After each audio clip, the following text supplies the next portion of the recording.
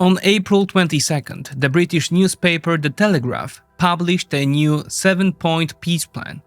On the same day, a Ukrainian delegation was in London, scheduled to meet with Keith Kellogg and present their initial response to Washington's proposal. What did the new peace plan include? First and foremost, the Americans expect Ukrainians to accept the loss of seized territories in the Kharkiv, Luhansk, almost entire region, Donetsk and Kherson oblasts, along the front line. The plan assumes acceptance of the loss to de facto status. Moreover, Washington expects Ukrainians to come to terms with the loss of Crimea at the legal de jure level, which in practice would close all subsequent claims and legitimize the Russian Little Green Man invasion of 2014. Russians would also receive the guarantee that Ukraine would not join NATO. All sanctions imposed on the Russian Federation since 2014 would be lifted, and Washington and Moscow would establish close economic cooperation, particularly in the fields of energy and industry. With such generous terms for the Kremlin, what would Ukraine receive? First, quote, robust security guarantees, as Axios calls it. Their robustness would be ensured by a group of European countries and other willing parties, but Americans would certainly not be among them. Second, Ukraine would regain small areas in the Kharkiv and Kherson regions. Third, the plan guarantees unhindered navigation on the Dnieper, which south of Enerhodar, that is the location of the Zaporizhzhia nuclear power plant, constitutes the demarcation line.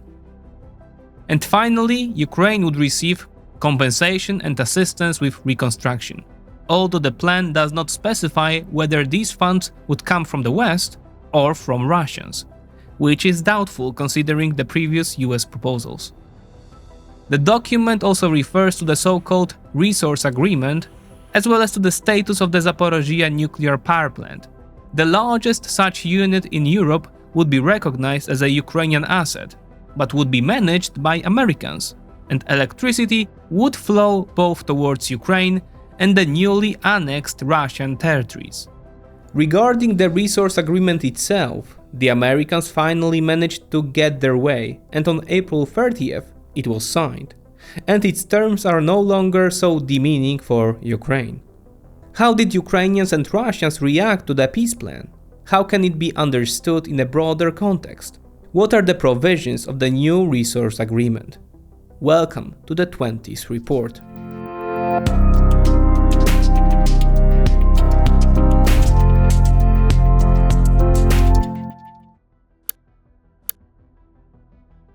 The Ukrainian response was not long in coming. Ukraine will not legally recognize the occupation of Crimea, Zelensky said at a press conference on Tuesday. There is nothing to talk about here. This is against our constitution, he added. He also addressed the proposal regarding the Zaporizhzhia power plant, saying it would not function without Ukrainian technical expertise. Furthermore, he added that Ukraine had not received any official proposals for territorial concessions. This reaction did not please the Americans. Marco Rubio, Secretary of State, immediately cancelled his visit to London, where a mini-summit on the progress of peace talks was to be held. However, a concrete response came from Donald Trump through his preferred method of communication, the Truth Social platform. The American president accused his Ukrainian counterpart of resisting the official recognition of Crimea, asking why they didn't fight for it 11 years ago. He added that Zelensky could take these terms and keep what he has, or fight for another 3 years and end up with nothing. Finally, he added that as, quote, man without cards to play, he shouldn't prolong the killing and should finally end the, quote, total mess, which would never have happened if Trump had been elected president. This is a consistent rhetorical technique, as Trump repeatedly describes the war as the legacy of Biden and Obama. The Russians, in turn, received the American plan with undisguised satisfaction. Yuri Ushakov, Putin's advisor, after meeting with Steve Witkoff in Moscow, which took place 3 days after the presentation of the plan, stated that, quote, this conversation allowed Russia and the United States to further bring their position closer together, not only on Ukraine, but also on a number of other international issues. he told reporters. Witkoff, Trump's delegate for talks with the Russians, visited Moscow for the 4th time this year. Foreign Minister Sergei Lavrov in turn confirmed that the US and Russia are moving in the right direction, but some details still remain to be agreed upon. What these details might be, Lavrov clarified a few days later. In an interview with Brazil's O Globo before the BRICS group meeting, Lavrov described as an imperative for any further talks. First, recognition of Crimea, Donetsk People's Republic and Luhansk People's Republic, Kherson and Zaporizhia as, quote, internationally recognized Russian territories, thus without division along the front line. Second, the issue of demilitarization and denazification of Ukraine is still, quote, on the Russian agenda. 3. Lifting on sanctions, lawsuits and arrest warrants. And finally, the return of Russian assets frozen in the West.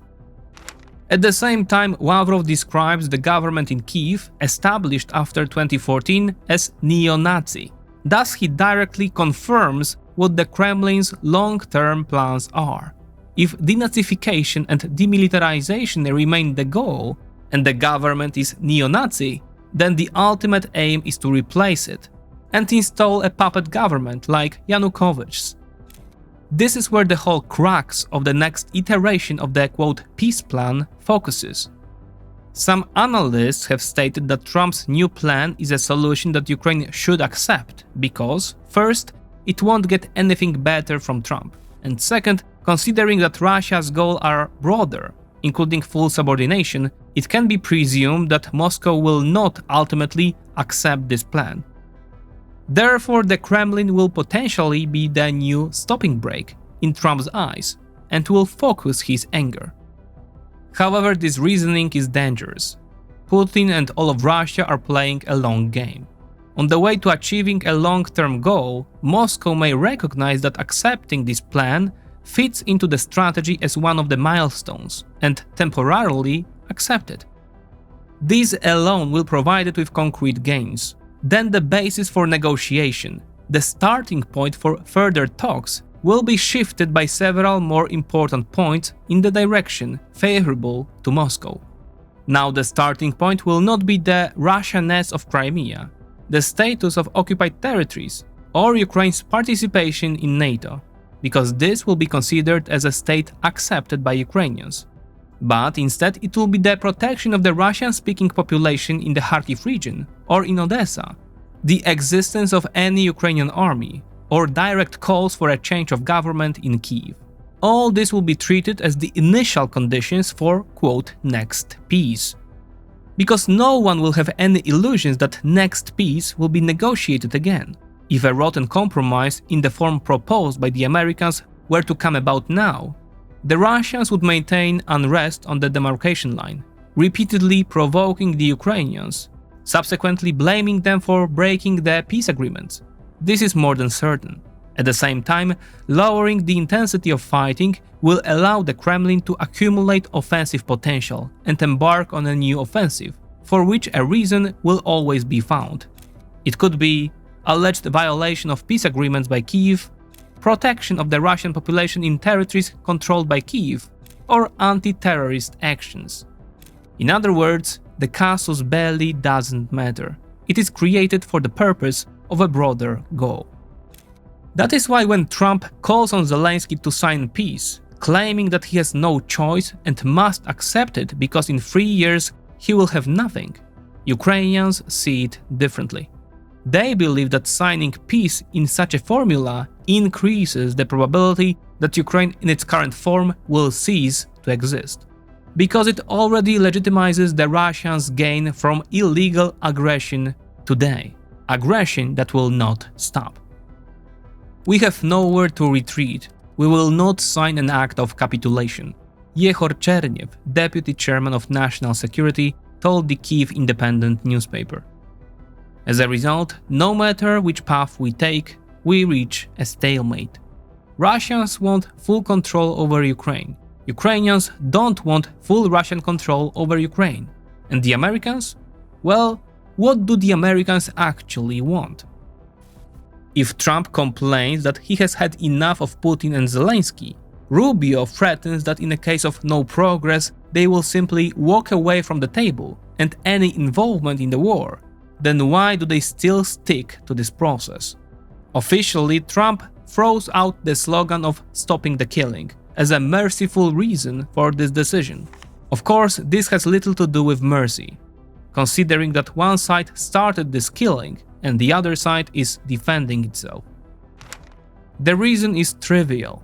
The USA wants to utilize and capitalize on their participation in the war, coming out of it with concrete benefits, and at the same time without any obligations. This also makes Trump more irritated with Zelensky than with Putin.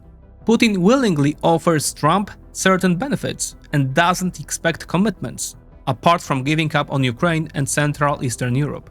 Meanwhile, Zelensky doesn't have much to offer, except for Trump's neocolonial attempt, that is the resource agreement. But on the other hand, he demands concrete commitments. As a side note, we are talking about Trump's perception here.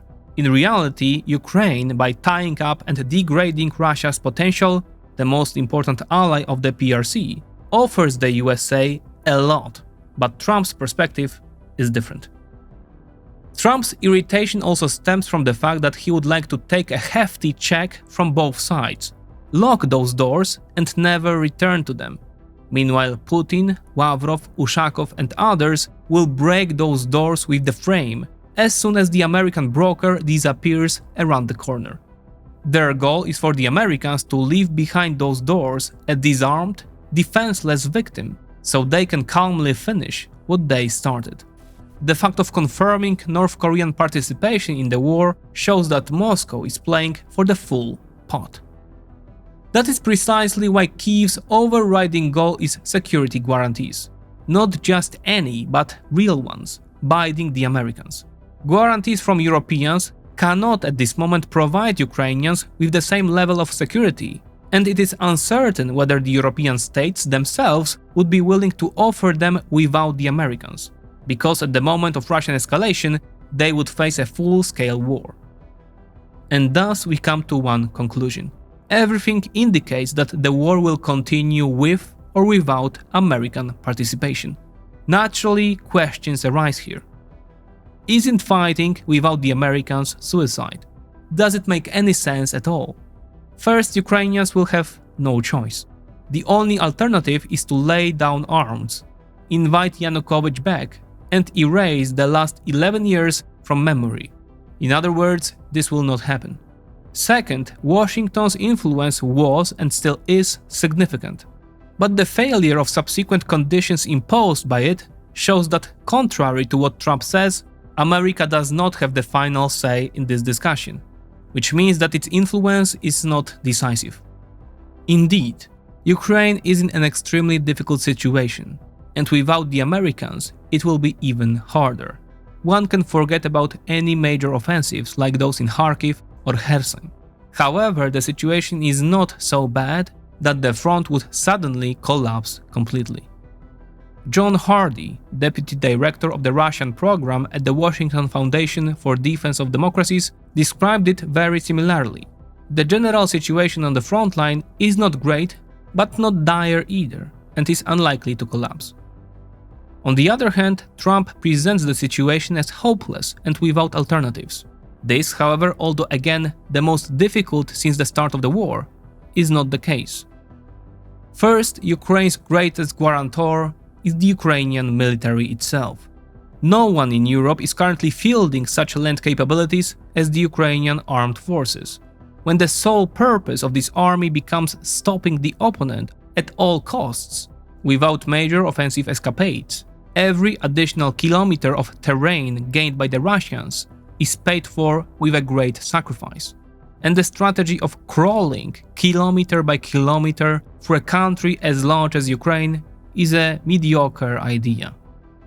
Second, the mobilized Ukrainian defense industry and private sector have made good use of 3 years of war and today constitute a solid backup for the military. Ukraine relies on foreign aid, but contributes the lion's share itself. Third, Kyiv counts on Europe taking over the burden of support. not only capital, but also in the form of transferred capabilities.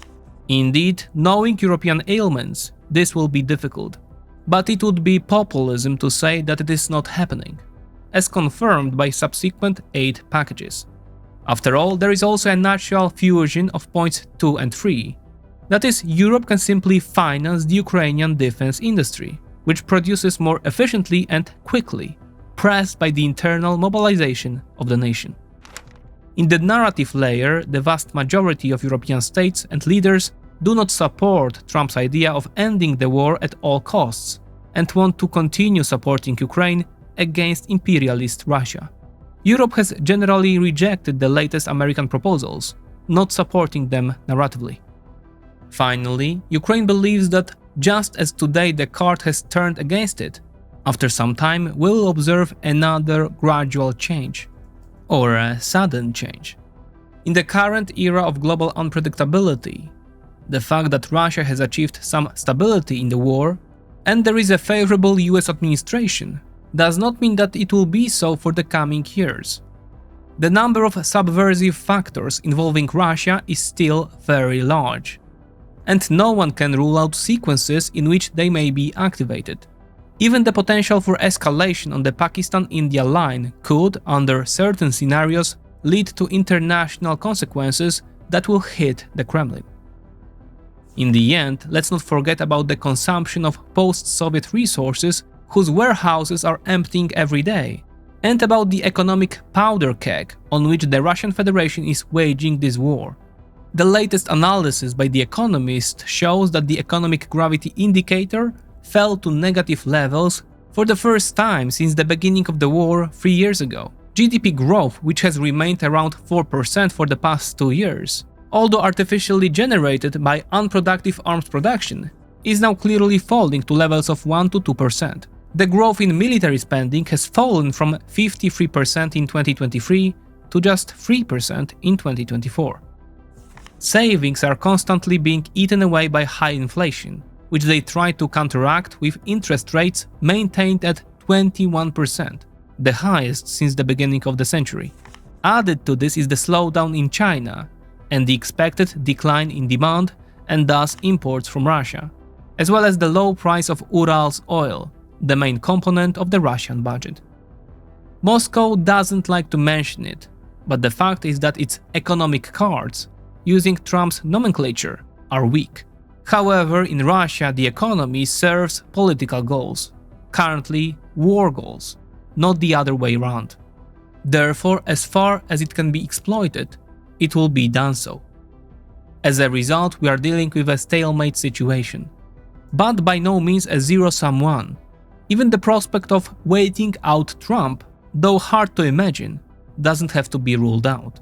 When you have no place to step back, standing over an abyss, you must defend yourself, even if it would last another 4 years. In such a configuration, Donald Trump emerges as the main petitioner, who, despite hooting about walking away from the table, again did not fulfill this threat. On the contrary, for the first time he met with Zelensky since the turbulent exchange in the White House. The meeting took place on the sidelines during the funeral ceremonies of Pope Francis, and was described as productive, and according to Zelensky, has a chance to even become historic. Will it happen? So far, little indicates that. Putin proposes another temporary ceasefire due to Victory Day celebrations. This one will certainly take place in better spirits and with a wider audience than in previous years, but the dark clouds over the Russian president have not been completely dispersed. Exactly today, as I write these words, April 30th marks 100 days since Donald Trump announced the end of the war just in this time. He did not fulfill this promise, like many others. Moreover, he wasn't even close to fulfilling it. Can he still fulfill it? Yes, the American president has all the tools for this, but it comes with costs. Helping Ukraine here and now, or offering guarantees for the future. Trump rejects both these options, and that means that a quick end to the war is not on the horizon, with or without America. The last hours before the publication of this episode brought another important breakthrough: the signing of the resource agreement. Let's start with the specific provisions. Quote, "I am grateful to everyone who worked for the agreement. Now the document is such that it can ensure success for both our countries, Ukraine and the United States," said the first Deputy Prime Minister of Ukraine, Yulia Sviridenko, who coordinated the negotiations on the agreement.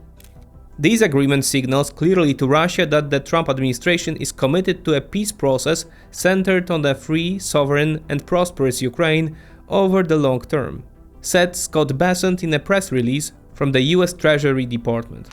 The agreement again provides for the establishment of a reconstruction investment fund. But now both parties will have equal shares and equal contributions. According to Prime Minister Shmyhal, only future military aid from the US can be counted as a contribution to the fund, and previous aid is not taken into account. This is the first important change. The second, no less significant information is that Ukraine will retain full control over its land, infrastructure, and natural resources. And state conglomerates like Energoatom or Ukernafta will remain Ukrainian. The Zaporozhye nuclear power plant is not included in the agreement. The fund will be funded exclusively by revenues from new investments, so current projects, including extraction ones, will not be covered. Moreover, it will not be taxed in any country. Americans, for their part, are to help attract investments and technologies to Ukraine. For the first 10 years, any profits generated by the investment fund will be reinvested in Ukraine, in new projects or reconstruction. If the above provisions are indeed confirmed, this indicates a significant success of Ukrainian diplomacy, although the lack of security guarantees and only, quote, long-term strategic alignment remains a flaw in this agreement. However, the agreement provides the aforementioned benefits that Trump cares about, while being acceptable to Kyiv. As reported by Kyiv Post, moments after its signing, the White House had approved the sale of weapons worth $50 million, which is the first such arms concession for Ukraine since the beginning of Trump's term. If this is followed by more sales packages, then Ukraine's situation may improve again, presenting the possibility of a gradual or sudden change in the geopolitical landscape that we mentioned earlier. The completion of this deal and the Americans yielding to Ukrainian resistance shows that they do not want to withdraw from participation in this war at all, contrary to what Rubio and Trump say. Abdication from this role would be a loss of influence on the largest armed conflict in Europe since World War II. Does the agreement naturally mean that the positions of Kyiv and Washington are now convergent? Of course not. But they have certainly moved closer to each other, because regardless of which administration sits in the White House, it is in Ukraine's interest to have it on its side.